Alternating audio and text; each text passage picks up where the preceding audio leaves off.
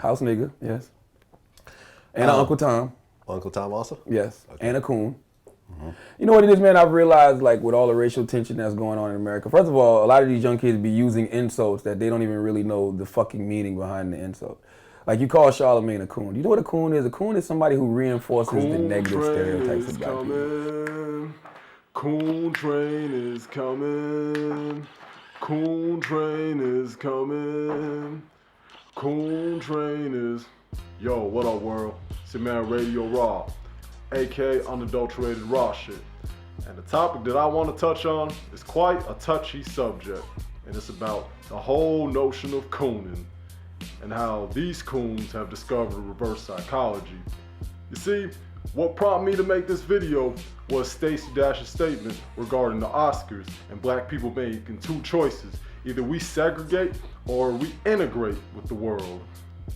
Now, I thought the broad brought up an interesting topic. I just think that she could have articulated it better and had supporting arguments and evidence to back up her stance. And unlike her, I ain't asking or looking for no apology. Now, when I hear the word coon being flung around like monkeys throwing their poo in a zoo, and I think about the man who is like the poster child of the anti-coon campaign, Tariq Nasheed, the film director of Hidden Colors. You have a man who once played a pimp and had a white whore doing a film with Michael Moore, a white man, and you have a man who made fun of Negroes because of their skin color, crispy, like Tommy Sotomayor, who is propagating and popularizing this whole notion of cooning. That alone should tell you that there's some reverse psychological warfare going on right now. And black folks, we're shadowboxing it, and we're fighting the real coons, because those like myself, Charlamagne the God, Tommy Sotomayor, etc., who speak on the ills and just the internalized issues that we have as black people, become stigmatized with this term known as coon. While these Negroes misuse the term or just ignorant towards it because they don't understand the historical etymology behind that word, and that is a black person perpetuating and reinforcing negative stereotypes amongst black people, giving the rest of the world some form of reassurance that, you know what, we need to stay away from these Negroes because they're nothing but savages and just complete barbarians. They just don't know any better, and they're just inherently destructive, evil creatures. There was a reason why white people in the early 1900s were using that phrase, coon, and had these minstrel shows going on. Now you got these minstrel shows going on, and they're not cooning. You don't call guys like Young Thug a coon. You don't call guys like Bobby Shmurda a coon for dancing at Epic Records, right? You don't call them buck dancers, do you? People who actually are poisoning the black psyche and continuing this image that has been portrayed for years. Now, please roll the footage of what an actual coon is. Say there's a pimp. I go to a club, and a lot of young guys, I'm a pimp, I'm a pimp, I'm a pimp. But you can tell in the attitude. I even wrote a book on the game, man. I got a book. I'm one of the 5 pimps in history to actually have a book about the game.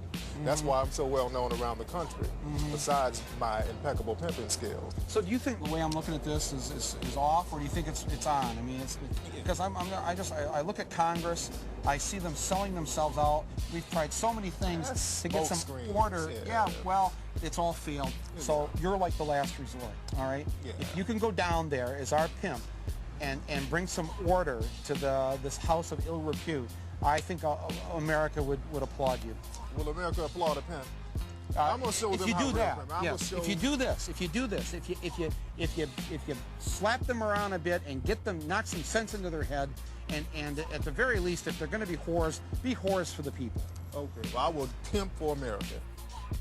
Now, let me roll footage of what they would deem as a coon in 2016. A fallacy is that the current fatherless families so prevalent among contemporary blacks are a legacy of slavery, where families were not recognized under slavery.